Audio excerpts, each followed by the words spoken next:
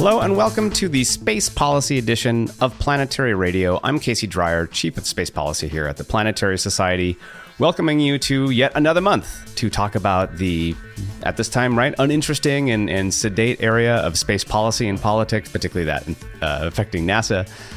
This month, of course, I'm going to be talking about Mars. And maybe not the Mars you're thinking of, but the samples that are currently sitting there on the surface and actively being collected by the Perseverance rover. The idea that we need to bring those samples back is the culmination of more than 50 years of NASA ambition and scientist ambition to study pieces of Mars in a pristine state to help understand not just the history of Mars, but helping to set the chronological history of the entire solar system. There's also the little fact, of course, that maybe we'll find evidence of life or past life in some of the samples that they're collecting right now. It is a big deal. The project, of course, for those of you who've been following along, has hit some snags. It's been more than 2 years since NASA paused most of its work on Mars sample return after an independent review project found that Mars sample return was functionally spiraling out of control. It was originally intended to be a lean project costing no more than $3 billion or so, returning samples by 2026. By the time the team looked at it in 2023, cost estimates had spiraled to nearly $11 billion, which is a bad place to be before you actually commit to your design and start building everything. NASA has spent an unusually long amount of time, let's say, going through multiple rounds of program reviews, reconsiderations, and finally, right in the final weeks of the Biden administration, Senator and Administrator Bill Nelson made the announcement about what the path forward from our sample return was going to be. That announcement was to pursue 2 further studies with a decision to be made in 2026. These 2 studies are somewhat different than what had been proposed before, but still had large parts of consistency. They would both still use the European-provided Mars Earth Return Orbiter. They would still use a NASA-created Mars Ascent Vehicle, the rocket that would launch the samples into Mars orbit. And they would still use a variety of NASA-provided equipment to gather the samples, store them, launch them, and bring them back to Earth. However, the distinction, the 2 concepts that they were going to do was, one was going to pursue how you land the sample retrieval lander, or in this case, the thing that's carrying the rocket. The first concept provided by JPL was to use a slightly larger version of their Sky Crane system. The Sky Crane is what we have seen with Curiosity and Perseverance. It hovers above the surface of Mars. It slowly lowers your payload onto the ground, flies off. Very clever system, very exciting looking, and most importantly, validated. It has worked twice. You don't get many shots at Mars, and so that's really important. The second option, though, that Bill Nelson stated was to pursue some sort of commercial partnership.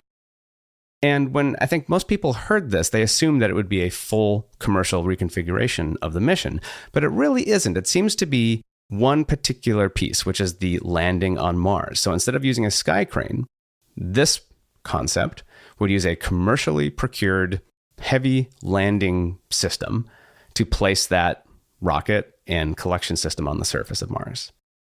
Notably, nothing like that exists. There's nothing off the shelf. There's no commercial market for this as it stands at the moment. And so it wasn't exactly clear who or what would provide this commercial service. NASA said it will study both options further for at least another 18 months, which again really starts pushing our timelines far into the 2030s for sample return. Now, probably, maybe, Bill Nelson was talking about Starship. I think that's what would jump to mind for most people.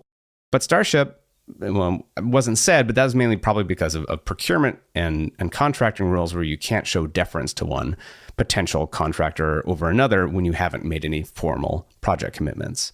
But as we know, Starship has a long way to go to Mars. It is still working to launch. It is still working to get to orbit at the time of recording. That doesn't mean it's impossible, and it seems very likely that could be a serious contender for landing something on Mars. Now, there's a lot of questions with that, but at the same time, it's almost besides the point, because either option that NASA had done these early estimations on that they will study, either option seemed to cost, roughly the same in terms of when you're rounding to billions. Both of them were estimated to be between $6 and $8 billion. So that's cheaper than 11 billion, 3 billion cheaper. That's a Dragonfly mission to Titan right there.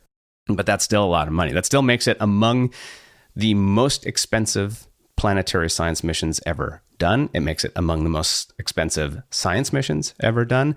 And for those of you paying attention to US politics right now, we now have a new administration since that decision was made. And that new administration and Congress aren't particularly excited about spending lots of money right now. So there is an uphill battle for either of those pathways to get approval in this new NASA administration. Now it's going to Mars. There's a Mars focus in the new administration. Perhaps that has that going for it. And for those of you curious about what's going on with this new administration, please stay tuned for our February 12th Planetary Radio, where me and my colleague, Jack Corrali, will be speaking about, in a sense, what we're seeing and what we're doing. But this episode, we're talking about Mars. So we have this uphill battle. We have a $7 billion concept, one of two. And seemingly, where do we go from here? We'll enter Rocket Lab. This company is best known for making a small launch vehicle, Electron, which launches frequently and is a successful company on its own right. They also produce spacecraft components, and it's a big part of their business. They have over 2,200 employees. They're one of the most successful private space companies besides SpaceX, just without the level of attention that a lot of people, broadly, I say, would see. Rocket Lab, I think, made a very interesting and surprising pitch to NASA, saying that they could do Mars sample return. They pitched their concept, which we will discuss in much more detail with our two guests. But generally, the Rocket Lab concept for Mars sample return is to send 4 spacecraft: a communications orbiter that would stay at Mars and provide a permanent piece of infrastructure for future missions to communicate back to Earth. They would launch a lander. They would launch a return vehicle. And they would have their own rocket. Rocket Lab, of course, knows how to launch small rockets. This idea is not just really interesting for what it does, but what it doesn't do. It doesn't use the European-provided orbiter. It doesn't use a NASA-provided launch vehicle. They do emphasize that there's lots of NASA input and collaboration and partnerships built within this plan. But at the end of the day, it's one company vertically integrating the entire Mars sample return project. Their estimate, which I emphasize is their estimate, is $4 billion, and coming back years earlier in the mid to early 2030s than either option provided by NASA. Now, here's the real kicker. $4 billion is obviously a lot cheaper. And some people would say, oh, they can't, what if they can't do it? What happens? Does this just grow anyway? It is a fixed priced bid. That is interesting. And it's paid out by milestones. If Rocket Lab doesn't make progress in Mars sample return, Rocket Lab doesn't get paid. So that is an interesting and very different approach to something as big. And if it was even implemented, historically notable. No other big science mission has ever been designed that way. So to say this is ambitious is an understatement, but it's very interesting. And it really, to me, highlights this porous and dynamic threshold between what commercial and private space companies are able to provide and feel confident in doing versus what government and public systems have been classically doing. We are still in this active discussion or an active experimentation of where it makes the most sense to apply commercial or privately procured hardware and where it makes most sense to do government procured stuff. And there's places for both. But this overlap, we just don't know. And that's what's fascinating. So to talk about this, I have 2 guests from Rocket Lab joining me today on the show.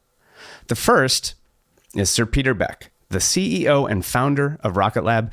Peter and I talk about why Rocket Lab made this pitch, why Rocket Lab wants to do MSR, and why he feels confident they can do it. I think also we have a very fascinating and interesting discussion about the distinct nature of science missions vis-a-vis commercial and human spaceflight needs, in that science missions tend to be bespoke, one-off. and highly designed to answer specific questions, where other types of projects tend to be making a lot of the same thing. Multiple launch vehicles, multiple crew capsules, multiple satellites. We don't have the same types of economies of scale, but Peter will talk about why he sees opportunity for various commercial opportunities within that. My second guest is Richard French. He's a former JPL engineer. He worked at NASA headquarters for the Science Technology Mission Directorate, and he is now the Director of Business Development at Rocket Lab. We go into a much more technical discussion about how that mission could work and how companies like Rocket Lab structure themselves in a way to increase efficiency, decrease cost, and how they would approach risk when you have a fixed amount of money to work with. I have no idea if Rocket Lab would succeed in doing this. Anyone will face a massive challenge, as they will freely admit. Only 2 countries have ever successfully landed on Mars. And one of those, obviously, was done pretty much all by JPL. So there is a lot of uncertainty going forward, but I think there's such an interesting aspect here in terms of our developing markets, developing capabilities, and our institutional abilities to take those risks themselves as well. Notably, as Rocket Lab will point out, NASA did not choose a pathway that supports their vision.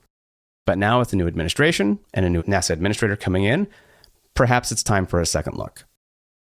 Before I speak with Peter, I have one pitch for you. March 24th, there's the Day of Action that the Planetary Society is running with its members. This is a day that we all come to Washington, D.C., and we talk to the people who are making the policy decisions and fund the programs that we want to see at NASA and in space exploration. Our Day of Action is something we love doing. Actually, most people love doing it themselves. And they have a lot of not just fun, but a huge sense of reward and satisfaction. Going to congressional leaders and saying, we care about these things. We care about space exploration. We care about scientific exploration. We care about openness and transparency. And we care about a NASA that is a uniting force within the country. These are all critically important things to say right now. And with a new Congress, and of course, it's functionally a new administration, at least in the implementation side, it's very important that members who are able to come and join us have this opportunity to say these things matter. You can register and learn more about the Day of Action at planetary.org/Day of Action. Registration goes through the end of February. So please consider joining us at the Day of Action here in March 24th, 2025. And now, joining me on the Space Policy Edition, Peter Beck. Sir Peter Beck, welcome to the Space Policy Edition of Planetary Radio. I'm delighted to have you. Oh, it's my pleasure. Thanks very much for inviting me. Let's get right to it. Why does Rocket Lab want to pursue Mars sample return? Well, I think it's an incredibly important mission, and the science is incredibly important. I think everybody also knows that I have a real soft spot for interplanetary missions, and I think it's if you have the capability to do those, then it's almost your duty to go and do them. And then thirdly, I think as I look across all of the kind of Mars programs we've been involved with, and some of our acquisitions have been involved with, and the things that we're good at, it's kind of perfect. If we think about transiting to Mars and having a big ball of delta V to get there, I mean, that's basically the ESCAPADE spacecraft. If we think about a small rocket launching off a small planet, well, I think we're pretty good at building small rockets that launch off small planets. So that's a key strength. And then rendezvous and proximity missions, we have a big mission with called Victus Haze. We're doing a bunch of that, and we've done a bunch of that in past for other customers as well. So that's kind of a sweet spot. And then there's 2 private companies that have re-entered a capsule and landed it back on Earth, and one of them is us. With respect to all of the GNC required to accurately and do a re-entry interface. So I look across all the things we're really good at and think, man, this utilizes a lot of existing technologies and existing capabilities. And as we sit down and we put together a plan to go and do it, we believe we can do it at an extraordinarily affordable price, which I think kicked off the whole commercial, let's let commercial take a look at it discussion.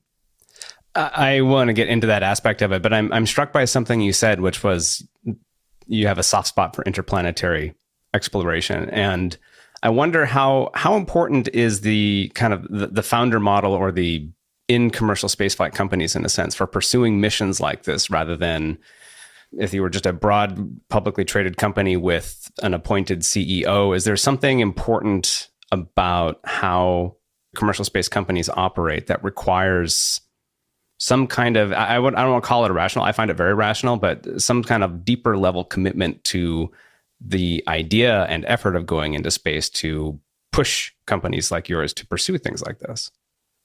Yeah, well, I think that's a very personal question, I guess, in some respects. But rest assured, the board of directors is not going to let me go off and do something rogue that makes no money. At the end of the day, my fiduciary duty to the shareholders is paramount. So we're not going to lose money on it. But I think these interplanetary missions are difficult. They're really difficult. And they require a level of concentration and resources that's pretty extreme. But I mean, if I look across our company, this is just kind of what we're made to do. So it doesn't feel unnatural. And look, if we can return good value to the shareholders and also do this at the same time, that's just a win-win. And I guess some people may be scared of these interplanetary missions. I'm enthralled by them. And that's kind of the company's DNA as well. We don't shy away from really doing really difficult things. But yeah, I think if you didn't have a passion for doing them on the outside, they look pretty complex. But I think with Escapade, we proved that you can build not but one, but two spacecraft in just a few years and make money at doing it and provide a great solution to the nation. So I don't see it as necessarily as digital as that. Yeah, it wasn't in the sense of, I guess irrational was the wrong word, but it's this idea that there's a fundamental motivation and drive maybe that comes from a founder model of organizing a company. And I don't know if that resonates with you as a founder of this company, but something that pushes or a vision or some kind of, as you said, that you create in a sense the DNA of this organization. And that's what strikes me as something I think unique about this new kind of commercial industry that has grown up in the last 20 years. I wouldn't consider prior to that aerospace industries representing that kind of ethos or belief system beyond pure fiduciary duty, nothing beyond that. I think that's probably fair. Although, if we look at historically who has done these interplanetary missions, they are typically companies that have CEOs that are pretty purely driven by fiduciary responsibility, right? But they don't do fixed price bids. No, they don't. That's true. That's fair. But look, you have to have some level of, I think, passion, but also caution, because there's a tremendous amount of passion in the space industry. And it's one of my pet peeves is you see a lot of cool technology that are put together by founders, and then they go looking to try and create a business around the cool technology. And that's just something that we've always been allergic to here. So yeah, I'm sure I'm very passionate about it, and I have a soft spot, and I'm sure that comes into the equation. And probably we look at these interplanetary missions with more vigor than some might. But make no mistake, these are not philanthropic projects. We obtain our financial responsibilities. You're incentivized to do them. I mean, so I've spoken with your colleague Richard French about kind of the nuts and bolts of how this project is structured and formed and proposed.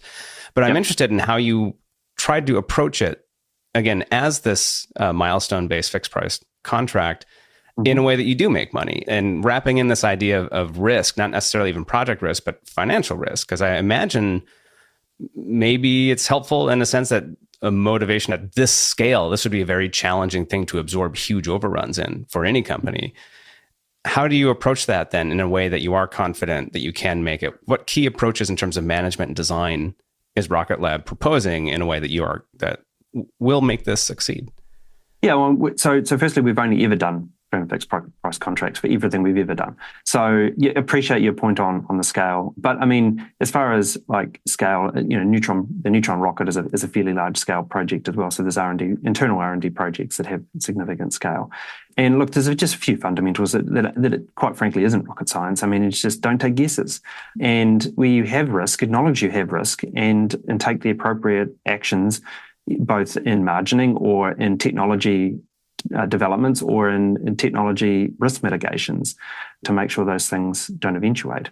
And look, never underestimate the power of a fixed price contract to force the right behaviours, because everybody in the company knows, every project is tracked with a cost and a margin against it. And we make that very transparent for everybody on the shop floor. So there's no hiding. And I think it's positive reinforcement. And people are not just gathered around, let's create this piece of technology, and on equal importance, let's create this technology and achieve this margin. You said something again that struck me, that Rocket Lab has always done fixed price. And we've seen other companies obviously struggle to adapt to fixed price who didn't, in a sense, organize around that principle. Is this a fundamental aspect of a company has to be structured one way or the other? Can you occupy an expertise in multiple spaces, or are the incentives just so wildly different and the requirements so wildly different that if you don't organize this way from the beginning, you can't easily adapt into that given structures, approach, management, culture, you name it? That's probably a fair comment. I think you see some people who have traditionally done cost plus in the move into fixed price contracts, and they just have a really, really hard time. And I think there's a number of elements there, right? I think it's cultural as much as anything, because if you don't have, there's nothing like a bit of impending extermination to drive the right behaviors, right? And if that pending extermination doesn't exist, then there's no incentive. And it's not dissimilar to, the worst thing you can do for an early stage startup is give them tons of money, because it drives all the wrong incentives. All of a sudden there's big long lunch breaks and ping pong tables and all that. You just destroy a startup if you give them too many resources. So more than anything, it's a cultural thing than anything else. I think if you have the right culture, you can make any structure work. And, as I've seen it throughout the history of Rocket Lab, the structure of teams can be very different. And if one team isn't performing, it's often people, think there's a necessity to restructure and that will solve the problem. Well, it's not, because I've seen, like I say, wildly dysfunctional structures that just work amazingly because the culture's right. And I think that the same goes for that, with the difference in contracting. I think you can make anything work. I was going to basically phrase a question out the same way, the idea of an existential threat as clarifying motivator. And it does seem that the incentives at the end of the day, if you want to continue, if people want to continue having jobs and you want to continue having a company, it's there. I mean, that sounds, I guess, rather intense, but I guess that's ultimately what commercial marketplaces like to operate in. Welcome to Rocket Lab. Yeah, no. I'd like to switch a little bit into this idea of space science as a potential, or maybe even the idea of space science being a potentially unique market for commercial providers like Rocket Lab and others. And this is a question I discussed with Richard a bit, but I'm quite curious to hear how you approach that field. Do you consider space science and the requirements that those types of missions have as a distinct business case from launching lots of small, there's in a sense, there's not an abundance of science missions, right? So the economics strike me as different. How do you see that? And is that something that needs to change, or you can easily work within, just given different types of incentives? Yeah, it's a great question. And I think it's similar in some respects and different in others. If you talk to the hardcore science contributor at the end of the day, they don't really care about a reaction wheel or propulsion system or trajectory or whatever. They don't really care about that ultimately. They do, because we're all geeks and everyone loves it. But if you scratch it right down to the raw, they care about the data that comes off the bird or the explorer, whatever. That's what ultimately is valuable. And commercial industry has advanced a long way, and programs that required a government worth of resources, much like launch vehicles, is just not the same anymore. So my view has always been, let commercial do what commercial can do, and government should do what governments can do. If it makes no financial sense and it requires a government's worth of investment and an infrastructure, that's great. That's what a government should do. But if commercial can do it and just provide the real value, then the doors should be placed wide open in that respect. I'm struck by that threshold is changing and rapidly. And I almost wonder, and I guess we saw this a little bit with Rocket Lab's relationship in this MSR reconsideration process, that it almost struck me as that there may be a cultural, not even resistance, but just, is it even fair to say unawareness about what commercial is capable of, or even hesitation? Do you see that there's a fundamental cultural change that has to happen on the government side to say, commercial is offering opportunities that maybe they couldn't even provide a few years ago. Is that a required change that needs to happen? Yeah, I don't think it is necessarily as deep as that. I just think it comes down to just fundamental human nature. People want to build cool stuff. And if I'm in the government and I can build cool stuff, I want to do that, irrespective of whether or not commercial can do it or even do it better. But with MSR in particular, like I see that very, very much as a commercial and government collaboration, because the government agencies have tremendous amount of information that we just don't have.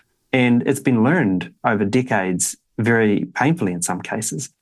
I don't view it as this like one or the other, commercial versus government kind of a thing. It's like, let commercial do the things that commercial can do well, and let the government interface with that, with the things and the knowledge and experience that they have.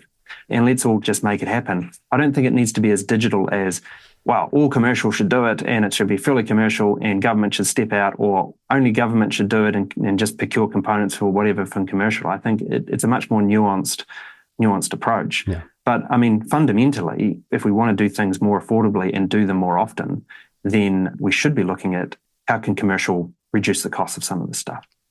And I guess it's worth emphasizing here that the architecture of MSR that Rocket Lab did propose involved a number of government and U.S. experts partnering at various levels, right? Oh, absolutely. Yeah. It's not just you're doing it closed off and you know better than everyone else attitude. It seems to be a very outreach. Yeah. It's like we're the first to admit, hey, there's a whole bunch of stuff here we just don't know. So it'd be super helpful to have the people that do. Yeah. So it's more like a porous, it can be like this porous or hazy threshold, perhaps, of as it's interfacing, as you said, in various ways and dynamic. It does strike me that the approach just may seem so wildly different than what has been done for large science missions. And also the fact that MSR itself is strange as a science mission, and that the science, in a sense, is done already. And the cores have been collected, and this is bringing them back. There's no science happening during this mission, and then all the processing when you get back. And that almost, maybe, is that true? Would you say that simplifies it from a perspective of implementation? Because one of the challenges I always see with science and interfacing that with the commercial partners in the long term is that the science requirements of these precise, uniquely designed, hypersensitive instrumentation, there's not a lot of multiple application beyond that. So this seems almost like this unique intersection of what commercial could offer without having to go into these more challenging kind of one-off project approaches. Oh, yeah, you're exactly right. I mean, this is a glorified freight mission. So no, it's true. Yeah. So this is a good point. And I mean, even if I look at our Escapade programs, you're exactly right. Like our responsibility for that program was to build the bus and host the scientific instruments and all the rest of it. But the actual scientific instrument element of that mission is something very, very bespoke and not done by us. And nor would we expect to be experts in that. But with respect to Mars sample return, look, the cores are valuable. They're sitting on the surface there and they're a hard one, so they're valuable and we want them home. But yes, at the end of the day, the count of scientific instrument on the whole mission is pretty low. It's like, let's get these samples, sterilize them and land them home. Yeah. Is that, again, why, in a sense, the business case could make sense? Because the other question I had about science as a commercial opportunity is that what we've generally seen, at least in how NASA's approached building opportunities for more commercial marketplace, is that they're committing to some sort of long-term program. And so they're asking for private investment up front to help develop capabilities with the promise that there's a market, at least a government buyer for 10 or 15 years. And I guess you make it up on the back end, right? If you win the contracts and you have some sort of, when you're selling this to investors or trying to raise money, you're saying there's a clear source of revenue down the line for a while. But that requires, again, a long-term program. And MSR, as you said, is a one-off. And so this is where I see that match of what Rocket Lab already does kind of making sense, because you're, in a sense, reapplying or applying your knowledge and technology to just a different domain.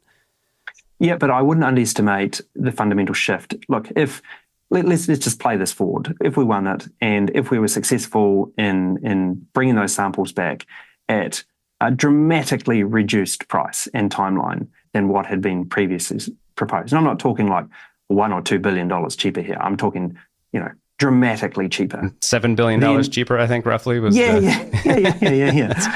So what does that do? All of a sudden, that redefines what can be done, right? So this is where I think you do create new opportunities in the future, because if that's successful, then other scientific missions and other endeavors, well, firstly, you've freed up $7 billion to go and do a whole bunch more stuff. But secondly, I think there's some certain things in spaceflight history that kind of redefine the way we think.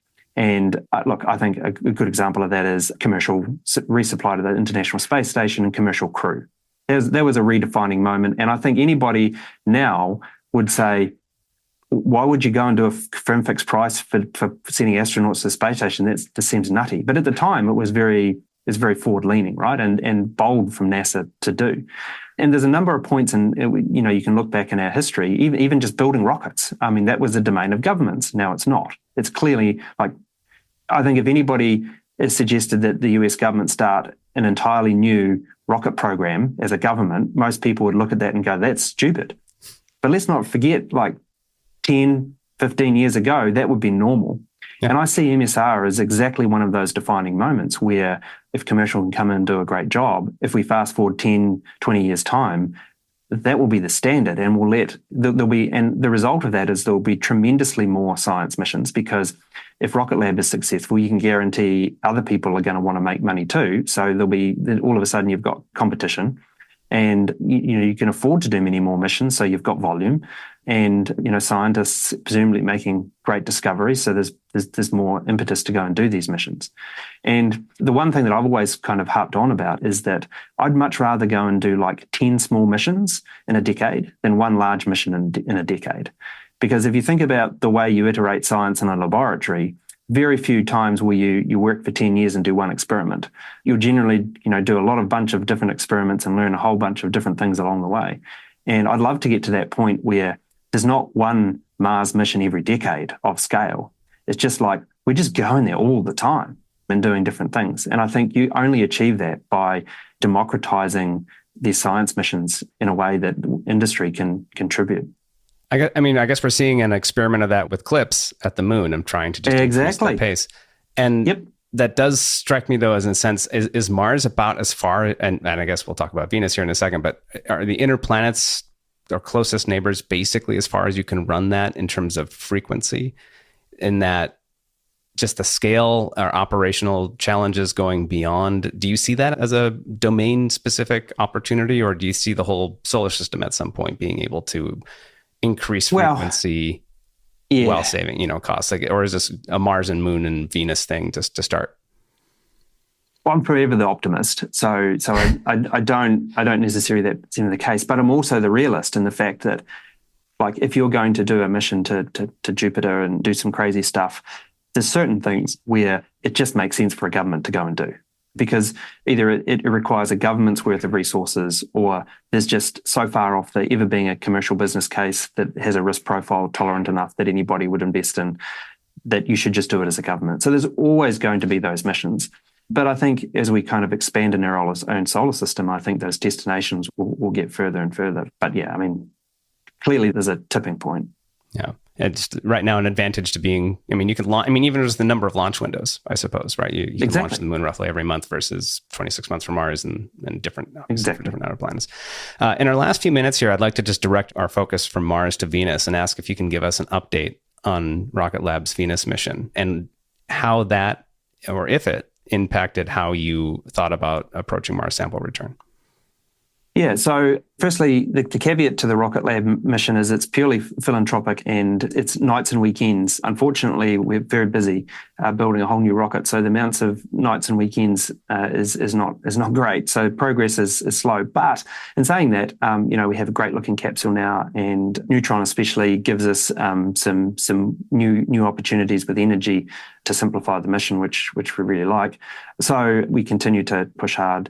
But look, I would have loved to be in Venus by now personally, but I just cannot divert resources of actually doing real work to go and do that mission to Venus. But look, it's a burning passion of mine to get there. I think, answering, having a crack at least answering some of life's biggest questions is super important. And every year we seem to slip a little bit, but that's the reality of just the nature of the mission. But I think the latest launch date, I think we have a transit window next year. I need to check with the team, but every sort of few months I get to catch up with the team and get to see cool looking capsule bits. Yeah. Do you see this maybe being one of the initial validation flights of Neutron? Could be launching something to Venus?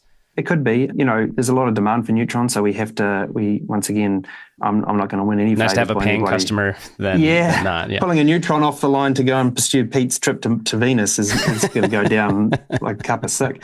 But there certainly are some missions and opportunities where it might tag along, which makes it a lot easier to get it up there.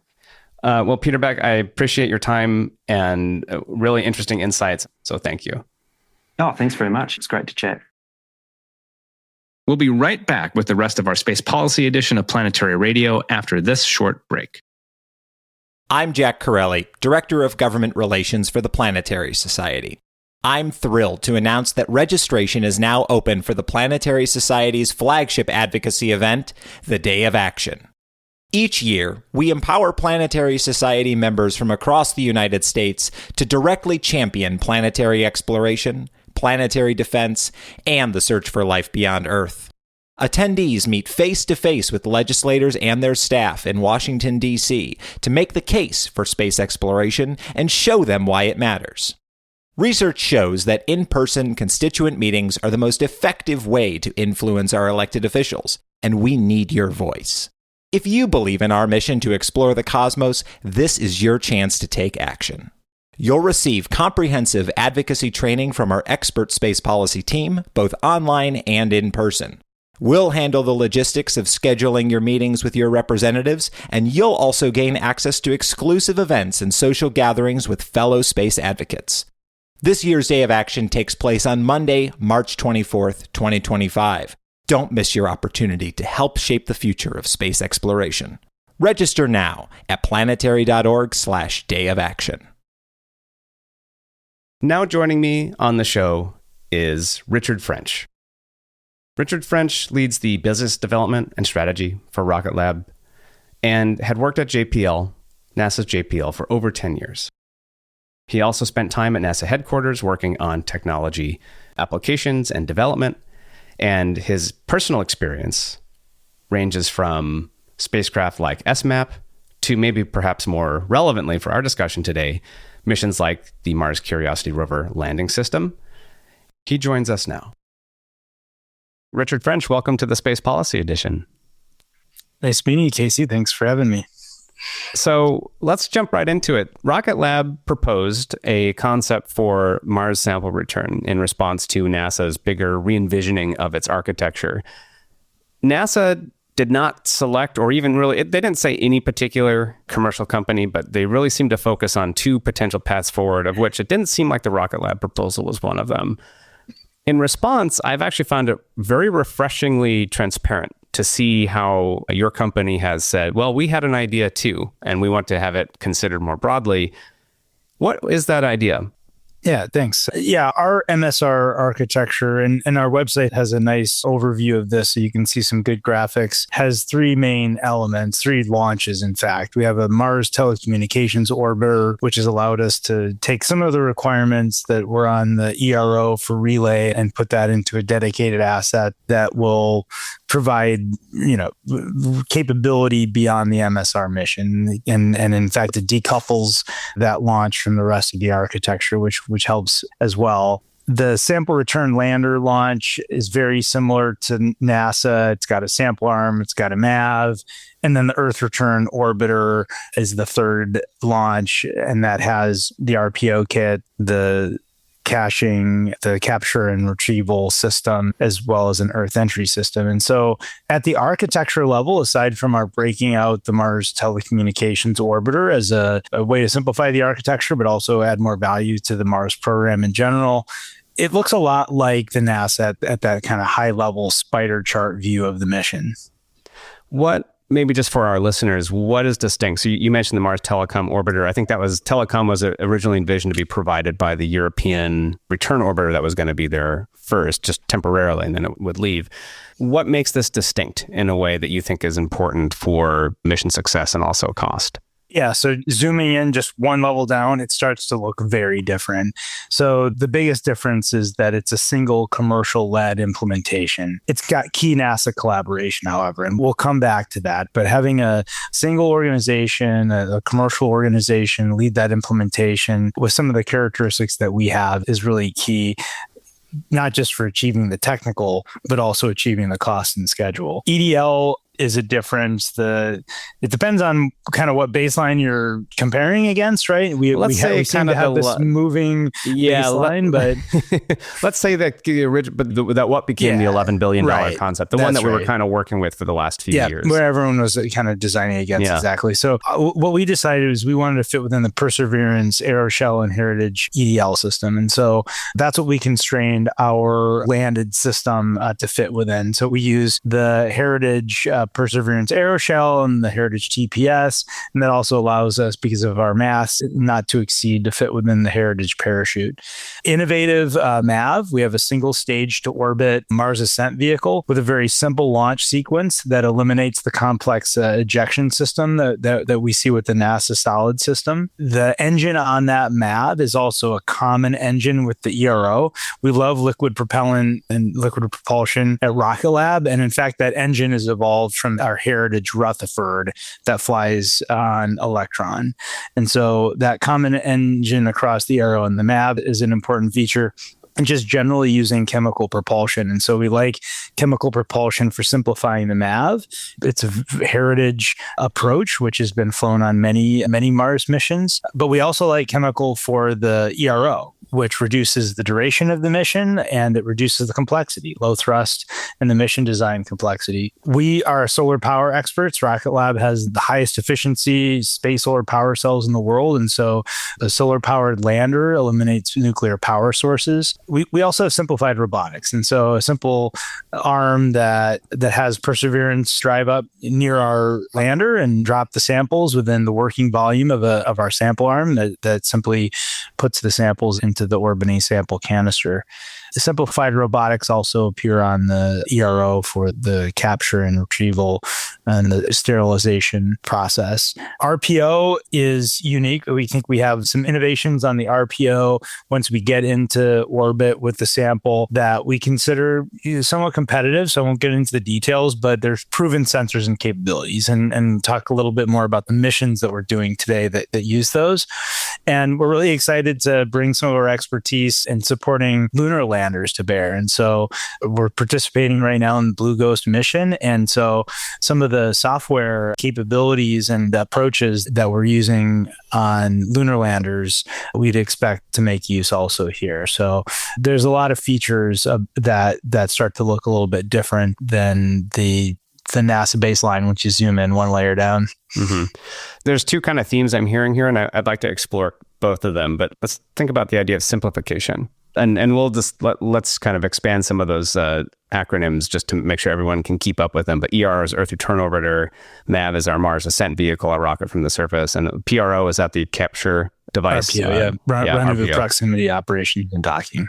You talk about chemical. And so, and again, just to make it clear, so I think the European orbiter was going to be solar electric propulsion, but you mentioned it with the MAV. What was the baseline MAV?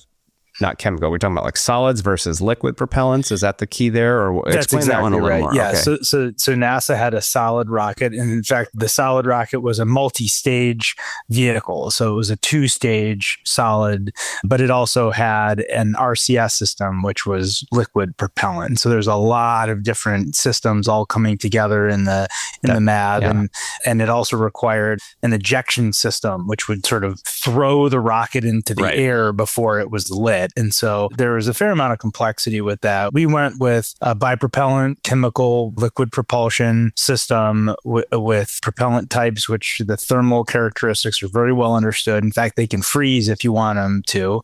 We've sized our thermal system so they don't, but that's a robustness. And it's a single staged orbit. So you only have one engine, gimbaled, which provides a huge amount of control authority, and that gets you to orbit with a single stage. In terms of the idea of simplicity, is this a fundamental ethos of working at a company like Rocket Lab, or is it almost a requirement when you're working at a company like Rocket Lab that has to be, in a sense, able to stand on its own 2 feet? Where does that, is that helpful in a sense of helping constrain or prevent kind of cascades of complexity from developing in terms of these types of requirement setting?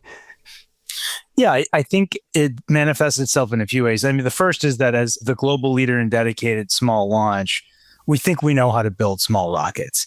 And all of the philosophies and experience that we had doing that, we applied to this MAV concept. And so that, we benefit from a lot of experience in that domain now. I can think of very few companies that actually have an experience that would be relevant to launching a small rocket off Mars. Rocket Lab isn't that small group of people that have relevant experience.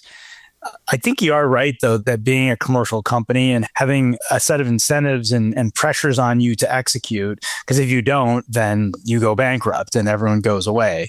That does drive innovation, but you're holding yourself to some very, very specific objectives. Like, we've got to do it in a certain amount of time, and we have to do it within a certain amount of money. And I think that those resource constraints actually do result in a lot of innovations. And some of them, sometimes you want to put a little bit of complexity in because that's the right answer, but simple, of course, is often better.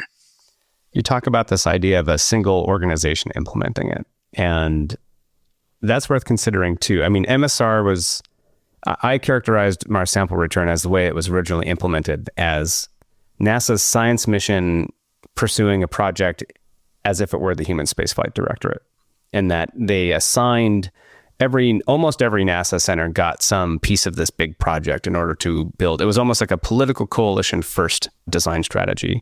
If I remember correctly, I think Marshall was responsible for the MAV, Goddard was responsible for the capture and containment device, JPL was responsible for the lander and mobility stuff on the surface, maybe overall system integration, I forget exactly. And then there's a whole headquarters office doing this. Originally, I think even Glenn was supposed to build the wheels of the European Fetch rover when that was a thing. Everyone, they were kind of just distributing this all over the place.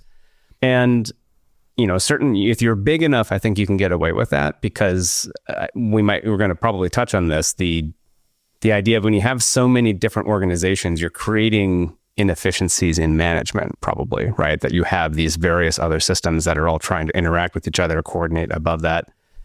But at the same time, that was, without politics, you can't get anywhere. So in this concept, you said, is Rocket Lab the implementing organization, and you're, in a sense, subcontract or would contract out to other NASA places as needed from your design philosophy? Was that the fundamental approach you're proposing here? Yeah, we certainly think that a single vertically integrated prime contractor with launch vehicle and space systems expertise saves a lot of money.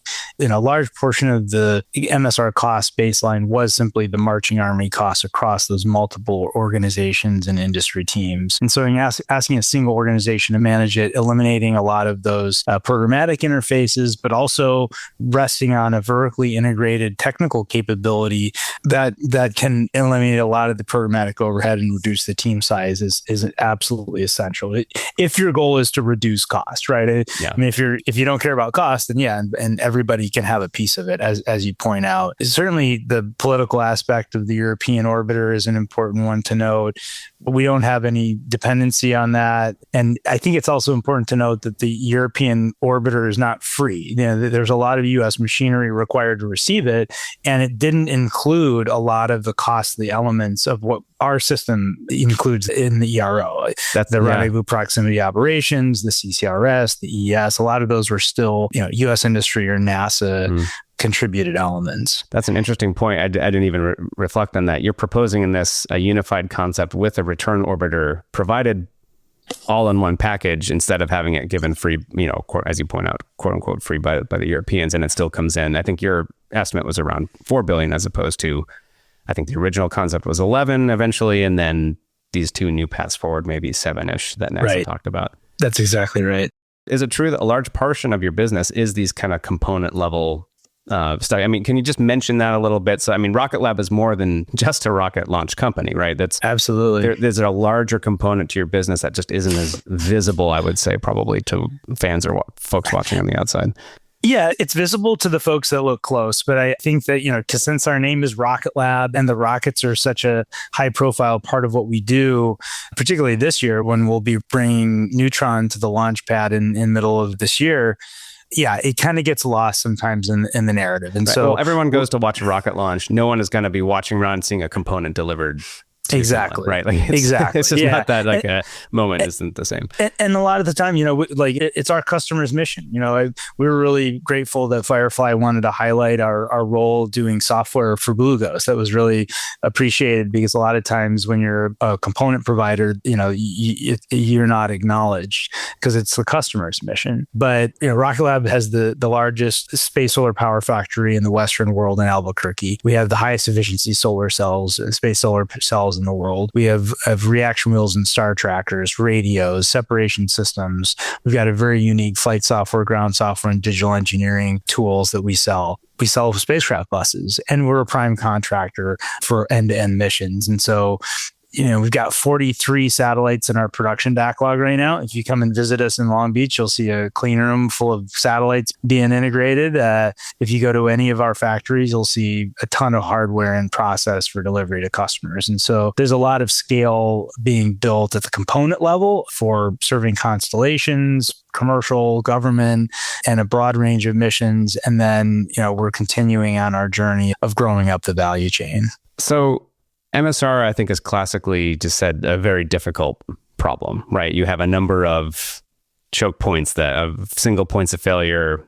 Things have to work. And if they don't work, you lose these samples that Perseverance has been spending 4 years collecting. I can see critiques of this proposal saying, well, it's all well and good that this upstart commercial company has all this experience, but they've never actually landed on Mars. They've never had to operate on Mars themselves, to take kind of this maximalist critique. How do you respond to that? It's like, these are too precious in a sense of samples. They have to work. Right. Can we take a risk on someone who is, while capable, technically unproven on the surface of Mars? How do you respond to that? Yeah, I've got some responses, but I would also ask the question, what are these samples worth? Because if the science community and our stakeholders don't think that they're worth $7 billion, then they're never coming back. And so we have to balance that perspective against what resources are really available to bring them back. And so we think we can balance that. And quite frankly, we think there's a lot of outdated thinking. The realization that some of the traditionally hard problems are now very executable by commercial is real. We have the tech required to do MSR. Give me an example. What's an example of a hard problem that was maybe had outdated thinking, like in a concrete way that you saw? I mean, propulsion is a hard problem. The simple energetics. So it's hard enough to get to and stop at Mars. We're demonstrating that on Escapade, but coming home really increases the gear ratio. And so just in the mission design, every gram that you need to bring, take to Mars and then bring back with you has a huge gear ratio on propellant sizing. So you need a team that does high propellant mass fraction vehicles well. That's an area that we've just specialized in. And we've flown a number and we have many in development. I think everyone views EDL as a hard problem. And of course, propulsion is an enabling technology when you're doing EDL. And we have a propulsive lander. That's our approach, is a pretty traditional propulsive lander architecture. But there's a lot of other tech required. Entry capsules with TPS and parachutes. Well, we've been working those for our Venus mission. We've got all the GNC propulsion and flight dynamics that we are demonstrating time and again on the Varda missions, landing sensors and algorithms, landers that have to deal with surface interaction like Plume and Touchdown. We're not saying that there's not zero development to put all that technology into the context of this mission, but all that stuff is being done by industry today. And we're on our way to the moon with a team that's going to take a shot on that goal. RPO is a hard problem. We need a rendezvous at Mars. Well, we have RPO missions. We've supported multiple RPO missions through our flight software team. We recently launched the address mission for Astroscale and just got really good, positioned them really close for their own RPO mission. So we've worked with a lot of customers that do RPO, and we're doing them ourselves on our own missions like Victus Haze. And then robotics is a hard problem. So, it's an area that we're pretty vertically integrated. We do a lot of robotics. We do a lot of our own motors and pumps, reaction wheels. Our separation systems have a lot of robotics. But there's also a lot of partnership opportunities for other people that do those already. And so a lot of those snowflake problems that I think people have the perception that no one else can do actually are being done much more broadly in industry today. Do you think that's a function of, in a sense, the institutional focus, or this in the sense that people working at, classic research institutions are just not interfacing with commercial, or that there's a sense of skepticism, or that commercial is only good for one area, or, a handful of specialized areas, maybe in Earth orbit? And you know what? I'll confess that I've been going through this learning process too. And I mean, you're seeing from some of the questions and the ones that we talked about that it seems to me, the domain of low Earth orbit strikes me as very different than the domain at Mars or the Moon. And we're testing it at the Moon right now, where these applications work. And Mars is a different area to test. And it's interesting to hear this evolution and confidence coming. Like, we're doing types of these things already that are just not, in a sense, breaking through maybe into the older institutional systems in terms of capability. Is that an accurate way to kind of frame this? Or do you see another way to describe why that perception exists? I think there's a few aspects of it. So, firm fixed price contracting, it's a simple idea, right? I think we all have, understand the debate between cost type contracts and fixed price contracts. CLPS is interesting because it's going all the way to the service model, which is, the pendulum is swinging pretty far. And, if you ask me, that is quite an experiment, right? So that's not just taking a traditional AO framework and saying, we'll do some FFP contracts for industry to manage more of the cost risk. That's a very incremental, almost not very innovative step in the procurement process. And so to get what we're asking for, you don't actually have to take a giant leap, like assume that there's a market that supports the service economy. And so we do think that fixed price contracts with milestone payments are the right path, and that they have the right mix of cost sharing and risks to minimize the cost and schedule, but also have adequate risk management. I think there's at times a bit of a myopic view about the roles of NASA centers. There's a lot of ways to think about NASA capabilities and particularly how they mix with commercial capabilities. And it's not just NASA leads all or nothing. The NACA roots of NASA, I think, are a really good historical model to consider. And that's really what we're bringing with our proposal, is taking the specific technologies that they've already flown, like supersonic parachutes, which are made by industry partners already, or particular sensors, things that we've been building for NASA. And so I think that there's a lack of nuance by some people who don't really understand how NASA even builds their own missions. But it is clear that there is some resistance. It's interesting that we went there for human systems, right? We went to fixed price contracts led by industry for objectively a much more costly and much more complex problem. And so human exploration has embraced these types of ideas. And it does seem that there's a little bit of resistance to even just go to fixed price contracting approaches within science and leverage a little bit more commercial capability in the implementation of those missions. But this idea of fixed price contract with science, I'd love to hear your perspective on this. And I outlined this to you in advance, that hearing you already is perhaps a limited idea of how cost savings are implemented in a fixed price environment. And you mentioned this framing of commercial implementation, which I'd like to hear more about as well. So in human spaceflight, I mean, it was a big political battle, right, back in 2010 and 2011 to push for this, and then obviously paid off very successfully, and particularly in low Earth orbit. But this idea, you're building the same roughly Dragon, you're launching on a rocket multiple times, you're building the same thing a lot of, right? And so I can see how this idea of maybe economies of scale, and you get really good at producing one thing, you're producing lots of components, or it's communication satellites, lots of very kind of broad things that you can replace a lot. But science, at least in the way science has generally been done in space, is to me, it's that you start with, it's like question driven and you work backwards, right? So, okay, we want to solve this question. Well, we're going to build everything custom to enable ourselves the best chance at answering that. So you customize components, like there's no off the shelf James Webb Space Telescope. And you've touched on maybe how that's not maybe too limited to think about how you get cost savings, but how do you integrate kind of a commercial model of doing science when science in general has been so specialized? And even MSR is almost kind of a weird one. It's to return the science, it's return samples to do science on Earth, right? But it's functionally a engineering led mission because there's no scientific instruments on the mission itself. But so where do you see this intersecting? Do you see limitations of the domain of science kind of being more limited as a function of that? Or do you really see opportunities here of how that can help enable more science that is that cutting edge boundary science? Yeah.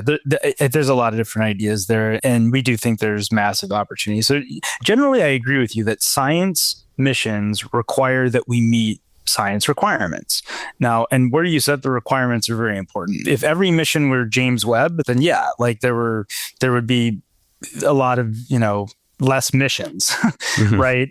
And so, NASA having a portfolio of missions that are set at different levels of ambition and requirements are important. And maybe we can return to this idea of how NASA can achieve portfolio balance and how commercial can be an enabler for that. But to achieve low cost, it's more than just scale.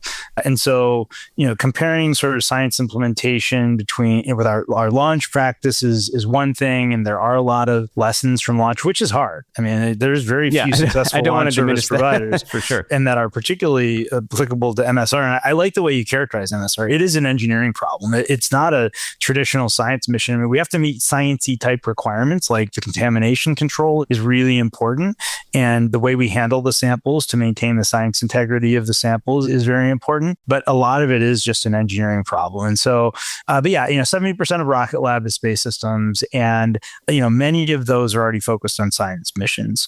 We just delivered a science mission escapade to NASA. We're operating at Class C plus mission assurance on a number of commercial and national security programs.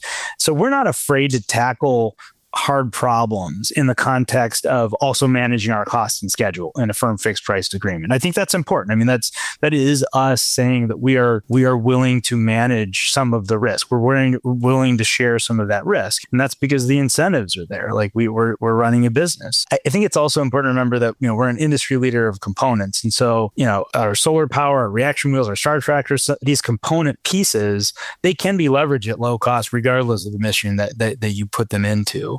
And so, we leverage scale in certain areas, and then we do bespoke engineering and meet requirements in other areas. And so there's not necessarily a one size kind of fits all for everything. And I think that what I'm hopeful about is that there'll be more opportunities for missions that are sized appropriately. And it kind of goes back to this big, leadership question of, well, what are we trying to do? If the answer is bring the samples back at all costs, well, then do it the most expensive way. If it doesn't matter when they come back, then take as long as you want. If what we're really trying to do is maximize science opportunities for young scientists and more engineers to work on science missions, well, that sounds like a different problem to solve. And freeing up multiple billions of dollars with the right risk profile on an MSR implementation seems like a good step. Yeah. So, in a sense, maybe to just, if I can say back to you what I was hearing there, there's lots of opportunities perhaps at the component level, particularly for commercial implementation, or is it a function of the No, it's a philosophy domain itself? Okay. No, it's a philosophy at the mission level. Yeah. Maybe just explain this idea of commercial implementation. Well, so commercial implementation is just us doing our job. I mean, we're running a business, and so it's not that complicated of a concept. The relationship with NASA, I think, is where it becomes interesting. So how do we take like a non-commercial technology like thermal protection systems, which are pretty bespoke? There's not a lot of need for blunt body TPS systems. We're going to manufacture part of the aeroshell, and then our partners at NASA, NASA Ames in this case, would do the TPS.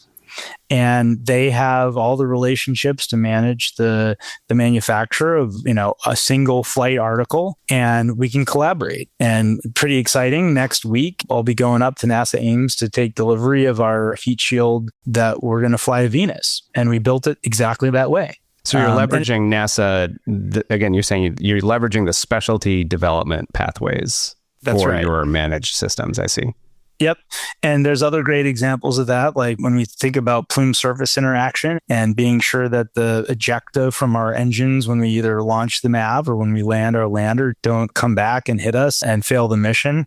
We have a lot of analytic capabilities in-house for that. And in fact, I was super impressed by our team and how much work we were able to do on that. But then there's experts at NASA who have similar analytics capabilities that we can check our answers against. And they have specialized test facilities that we couldn't go do the test in the context of our study, but in the plan, it's sort of just standard approach to go understand and validate your models in specialized test facilities, which are not commercially viable. And so there's opportunities like that all over the MSR system. But to go back to the cost savings, got to manage the team size, we're generally going to take responsibility for all the hardware deliveries so that we're really diligent about what the roles and responsibilities are and how to manage those costs.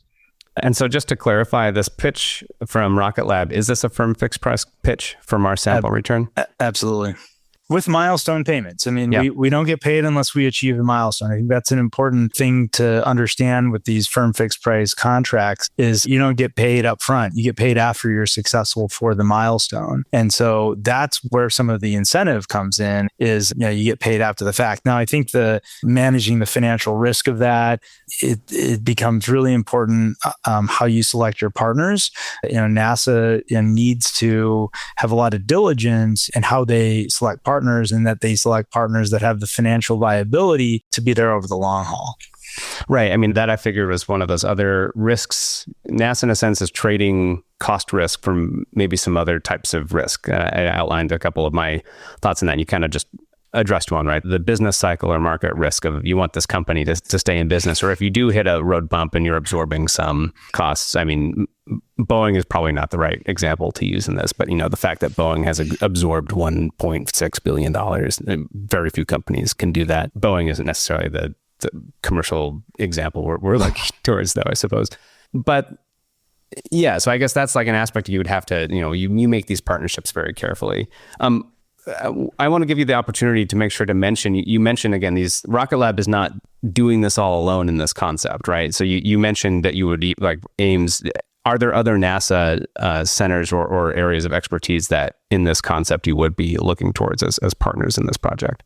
Absolutely. Yeah. We've got a broad range of partners. So, JPL is the center of excellence for entry, descent, and landing. They've also pioneered a lot of the contamination control, both forward and backward contamination control, and done a lot of the development, over the years. And so they're a key partner in this, and we want to make sure that their expertise is brought to bear. NASA Langley is very important. They've done a lot of work on the EES system and how to have an impactor approach which meets the reliability requirements for backward contamination control. But they've got a lot of great capability, which is traditionally applied in the IV and V of EDL, flight mechanics, aerosciences, aerothermal, and specialized testing. I mentioned the plume surface interaction. And so there's a bunch of great capability at Langley that's important.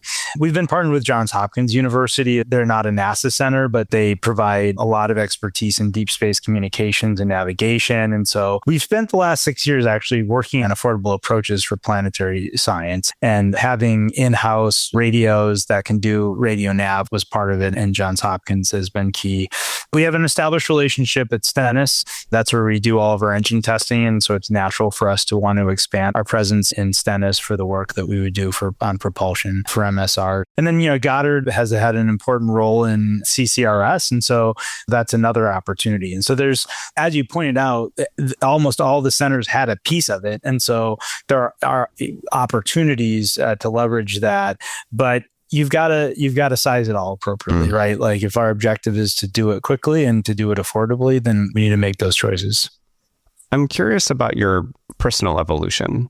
You worked at JPL, you said, for many years. You had a stint at STMD and NASA headquarters, and you've been at Rocket Lab for 6 years. Did you, when you were starting your career or early in your career, what was your view of commercial space at that time? And how is that, clearly you are bought into it now, or you believe in it now, you work there, but I'd like to kind of hear what made that change, or where did you see that opportunity come up? Was there a turning point in terms of an experience you had, or how did your views develop over the years? I think I was always a zealot when it came to commercial, and going back even in college. But when George Chen at JPL, he was the hiring manager that brought me in, asked me, how would you like to land spacecraft on other planets? Like, I was like, okay, I'm hooked on that. And so I went to JPL and got to work on a bunch of flight programs. But I got really serious about commercial when I went to NASA STMD.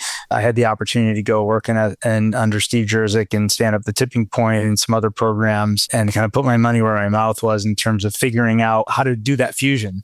And the announcement of collaborative opportunity is a good example of where we tried to institutionalize the use of NASA resources for advancing commercial capabilities that ultimately would align with executing NASA missions. And so this kind of philosophy that I'm applying to MSR is not new to me. It's kind of been one of my strong beliefs. The most important thing for science, in my view, is to increase the opportunity. We need more missions happening faster. There's just too few opportunities for scientists to propose new missions. And that's really across all science divisions. And so we can't increase the opportunity if the cost keeps going up. We can't increase the opportunity if the schedules keep stretching out.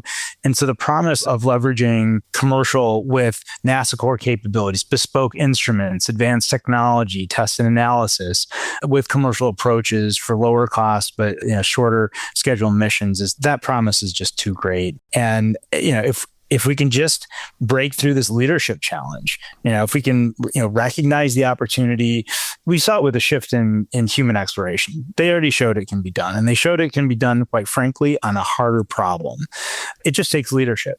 And, for MSR, we're asking for that leadership now, letting a commercial competitive procurement for a pair, and I'm not even saying like pick one, pick a couple commercial partners, let them get going with phase A in fiscal 25 so that we can get these samples back affordably and as quickly as possible.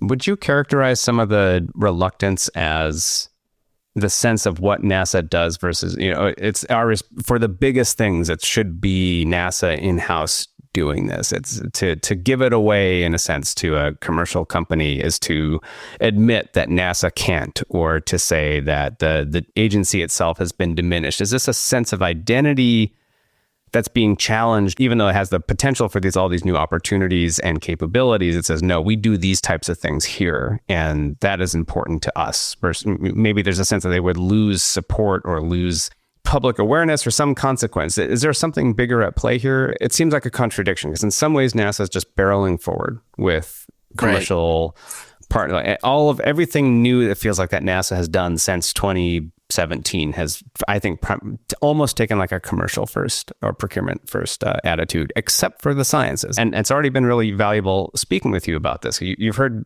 my, not skepticism, but questions that I feel like I still need to be answered. And this idea of this, I think what you're saying here is there's almost an institutional advantage of the certain types of commercial procurement and the selective and strategic application of them for certain goals. And I think maybe the key, something that I maybe just want to touch on real quick here, is this idea of increasing mission cadence particularly at the lower end of the cost spectrum. I was going to say, Discovery program, which was supposed to be the rapid cadence, low cost mission, has grown. Each Discovery mission is over $1 billion now, and launches once every 10 years, which is the inverse of the intent of that. Every AGU we hear how much more push out there is, and it feels like the last couple of years it's been more than one each year, and so the rate of push out is increasing. Right, and you can't. Right, so I think I resonate very strongly with this idea, particularly for if one of your goals with this is to develop leadership and management expertise in scientific missions, engineering aspects, like getting new scientists, new engineers, new individuals up through that experience chain. You need things for them to cut their teeth on or to try and implement. And ideally you want them doing good science and important science, not just quote unquote, we'll just go do a science, which I think is sometimes thrown about cavalierly, but things that are, decadal connected or priority, and which it seems like there could be some aspect, and it might just be this idea of knowing how to apply the resources in a strategic way in order to get to that. And maybe you don't get everything, maybe you get something important along that line. And then you throw a lot more. Is that how you think about it? Or where's this proper fusion, I guess? I did for many years. When I was at JPL, I put forward this idea of capability-driven science. And so instead of just having, if you operate from the premise that you only get to do a flagship every, 20 years, and then you're going to put all your requirements on it, and then, all of this, momentum builds from it. So can you go the other way and say, well, what's the capability to do affordable science, and start allocating decadal class objectives to it? And so it was about then that I was thinking, well, I should just go into private industry and start building missions and take it from that approach. But, commercial absolutely will be an enabling factor for reducing the dollar per science and generally increasing the cadence of science if you can manage that way. We can't compromise on the objectives, as they stand. The science needs to be decadal class, but we can have an important role in achieving more science faster and within constrained budgets. But I think it's just important to note that, NASA will always be the leading force for space science in the US. And NASA is the biggest funder of science missions. And that plays a crucial role in American leadership. That needs to remain true. And we want to see it expand. So the key is, how can NASA be a good and increasingly good steward of that responsibility and ensure timely results? And commercial can help. For maybe people who don't follow as closely, NASA still, in a sense, has the key role of setting the agenda and absolutely as the funding source. And, I think that's important too. Commercial companies aren't, you can feel free to correct me. Actually, you could point out to your Venus mission, but for the most part, commercial companies don't do science themselves for the public good, just because it's not within a business-wise, it generally doesn't make much sense. That's right. You have a public sector to do the science. So you're still being paid. You're still, NASA still has to pay someone to do science. It's just how, as you point out, how they're applying it. So again, so tell me how the Venus mission breaks that paradigm, or is this, is this kind of a special case that is then, just it illustrates the need for broader investment into this type of activities? Yeah, there's a lot of ideas there also. So yes, you're right. The science is for the public good. But sometimes science is also good business. And whether it's a company that, does climate science for, creating products, information products that serve, unique weather forecasting niches, or whether it's a company like Rocket Lab that just wants to demonstrate that there's potential to do decadal class science with small spacecraft and small launch vehicles. And so, we can just demonstrate it once and help shift the narrative. It helps that we're pretty passionate about Planetary, and that, Pete specifically has always been passionate about Venus, and we kind of thought Venus needed some love. And so there were a lot of interesting, no pun intended, planetary plans that lined up for that to make sense. But yeah, generally speaking, I think and I should also mention philanthropic. Like, we are seeing a growing opportunity for philanthropic missions, but as I said, NASA is going to continue to be the center, and they will lead it. And so they'll set the agenda, and they'll create the models by which most of the science will get done. I did want to, just emphasize how important it is to acknowledge the roles of universities and other research institutions, like our PI for Escapade, Rob Willis at Berkeley, SSL. Yeah, they're just a hugely important source of PIs and some of the instrument and science capabilities that we consider bespoke. Like, you can't do science without them. Our principal investigator for Venus, Sarah Sayer at MIT, and our instrument lead, Daryl Baumgartner at Droplet Measurement, they're so specialized. And none of these institutions would exist without NASA support. It's so important. I could not agree more. Richard French, thank you so much for your time today and answering my questions and talking with us and our audience today. I thought it was fascinating. It was a pleasure. Thank you. We've reached the end of this month's episode of the Space Policy edition of Planetary Radio. But we will be back next month with more discussions on the politics and philosophies and ideas that power space science and exploration. Help others, in the meantime, learn more about space policy and the Planetary Society by leaving a review and rating this show on platforms like Apple Podcasts or Spotify or wherever you listen to this show. Your input and interactions really help us be discovered by other curious minds, and that will help them find their place in space through Planetary Radio. You can also send us, including me, your thoughts and questions at planetaryradio@planetary.org. Or if you're a Planetary Society member, and I hope you are, leave me a comment in the Planetary Radio space in our online member community. Mark Hilverda and Ray Paoletta are our associate producers of the show. Andrew Lucas is our audio editor. Me, Casey Dreyer, and Merk Boyan, my colleague, composed and performed our Space Policy Edition theme. The Space Policy Edition is a production of the Planetary Society. Until next month, Ad Astra.